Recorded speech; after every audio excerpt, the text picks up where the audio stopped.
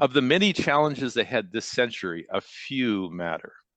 Focus on and overcome those few, and you, yours, and the world will survive and perhaps even thrive.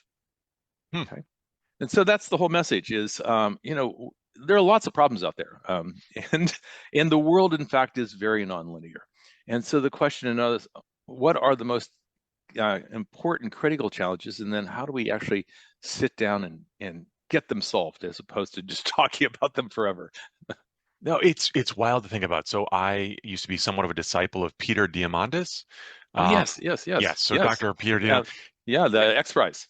Yes, so X Prize, and I mean, he's funded and thought of so many new concepts and ideas, and his ideas were around exponential growth of technology, abundance for all people around the world, Yes. and you can go down different paths of like, there will be no, this is his theory, there will be no hunger in X number of years, and that isn't that far away. He's saying like maybe 10, 20 years away, there will be no poverty.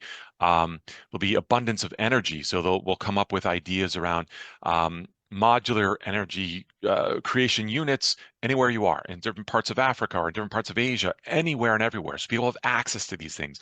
And then the exponential growth of technology therein, building on top of these infrastructural pieces. So that is one path. And I've been like involved in that for the last 10 years, and I think it's fantastic. But there's been a few things that have popped up recently that makes me a little bit more trepidatious about that glowing view of where things may go. And that is that when we start looking at AI and the capabilities, and you built chips, you helped design chips, and you Mhm. see that growth within that, um, we've gotten to a point where it becomes much more challenging to see that path forward if we get AGI or super intelligence.